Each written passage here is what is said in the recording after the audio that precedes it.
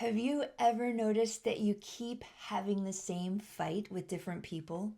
Or maybe it's the same person, but the content changes while the pattern stays exactly the same? You think it's about the dishes, or the money, or who said what, but what if I told you it's not about any of that? What if I told you there's an invisible pattern running beneath the surface of every single conflict you've ever had, and once you see it, you can never unsee it?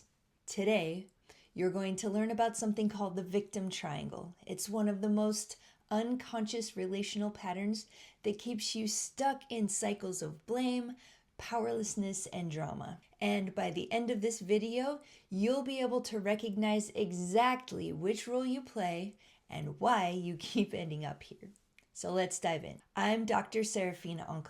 I am a somatic relationship guide. I'm a medicine woman and a shamanatrix. And for over a decade, I've been helping people break free from unconscious relationship patterns and helping them design conscious, mature, deeply fulfilling connections. I lived inside the victim triangle for most of my life. I rotated through the roles in my family, my romantic relationships, and even in the relationship I had with myself. And I've spent the last 10 years studying this pattern, healing it in my own life, and teaching hundreds of people how to step out of it. And what I'm about to share with you isn't just theory. It's a lived experience, and it has the power to completely transform how you understand every relationship in your life. Let me tell you about a moment that changed everything for me. I remember I was sitting in my kitchen one morning and I was furious at my partner. We had had another fight about him not showing up in the way that I needed. I felt like I was the victim again. He was the villain again, and I was waiting for him to change so that I could finally feel okay. And then I heard a voice inside my head saying, "You've had this exact same fight with every partner you've ever had. Different person, same fight, same pattern. When are you going to see that you are the common denominator?" That hit me like a lightning bolt.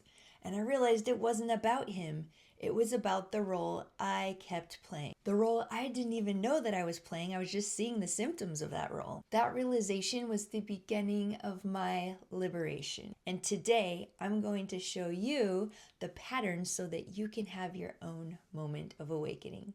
The victim triangle, also called the drama triangle, was created by psychiatrist Dr. Stephen Cartman in the 1960s. He describes 3 roles that people unconsciously take on in conflict. First is the victim.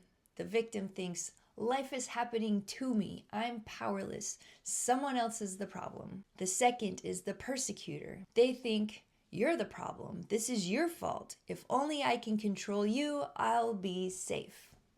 And then the third one is the rescuer, who thinks, you can't handle this. Nobody can handle this. Let me save you. I will fix everything. And here's the kicker. We don't just stay in one role. We rotate through the roles, sometimes within the same conversation. You might start as the victim and then flip into persecutor when you get angry, and then swing into rescuer when you feel guilty. It's a closed system, and each role needs the other 2 roles to exist. And the triangle just keeps spinning. So let's start with the victim. This is the role of powerlessness. When you're in the victim role, you feel like life is happening to you. You're waiting for someone else to change. You're waiting for someone else to apologize, to finally show up the way that you need.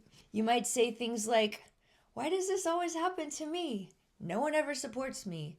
Things would just be better if they would just change. The victim isn't necessarily weak. They're often deeply sensitive and intuitive people who have carried more emotional weight than they should have. But staying in the role of the victim blocks your power, because as long as somebody else is the problem, you can't create change. The next role, the persecutor, is the role of control. When you're in the persecutor role, you believe that if you can control the situation or the other person, you'll finally be safe and comfortable. You might criticize, blame, judge, or withdraw to regain your power. You might say things like, If people would just do things right, we wouldn't have these problems. Or, I'm not being harsh, I'm telling the truth. Or, I have to stay in control or everything will fall apart. The persecutor isn't necessarily mean, often they're terrified underneath. They learned early on that vulnerability is dangerous, so they stay hard to stay safe. But this role actually destroys intimacy because when you're controlling, people can't show up authentically. The third role, the rescuer, is the role of over-functioning. When you're in the rescuer role, you step in to help, to save, or to fix, often without even being asked. And usually it's at the expense of your own well-being. You might say things like, I'm the one who always comes to help. If I don't step in, everything will fall apart. Or, I give and I give, but no one shows up for me the same way. The rescuer looks like the good one, and society actually loves people in the rescuer role. But here's the shadow. When you rescue, you're actually saying, I don't trust the other person to handle their own life.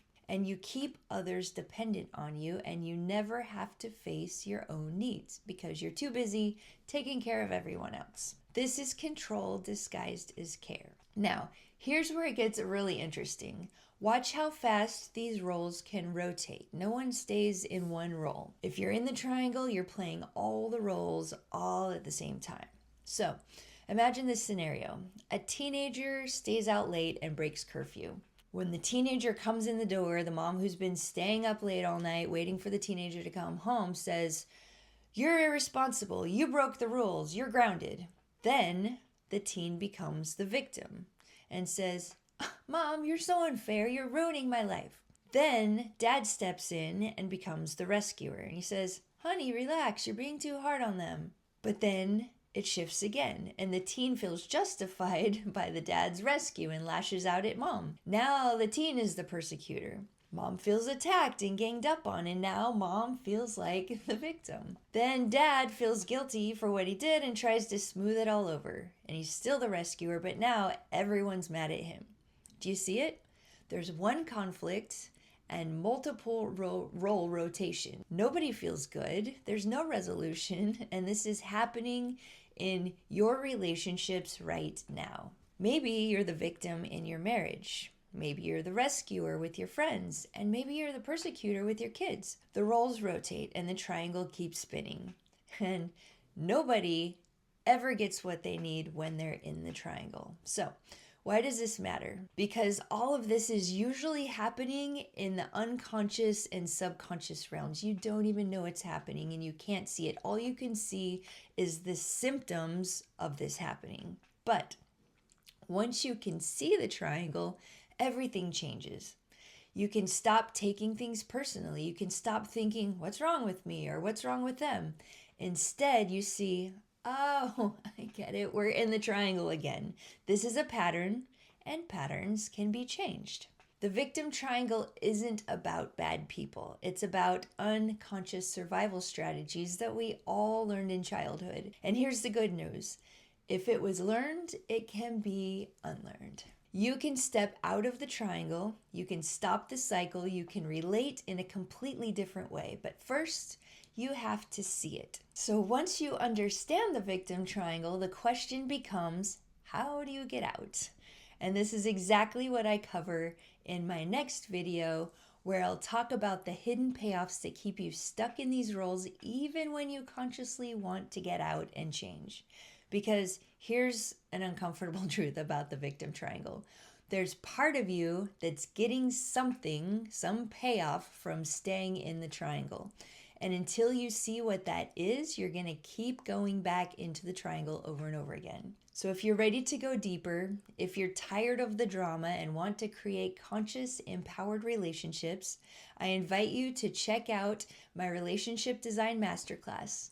And in this masterclass, I'll walk you through the entire process of recognizing your patterns, understanding where they came from, and learning the exact tools to step out of the triangle and into an empowerment. You'll learn nervous system regulation, zones of responsibility, radical self-responsibility, and how to create the mature, fulfilling relationships that you've been craving.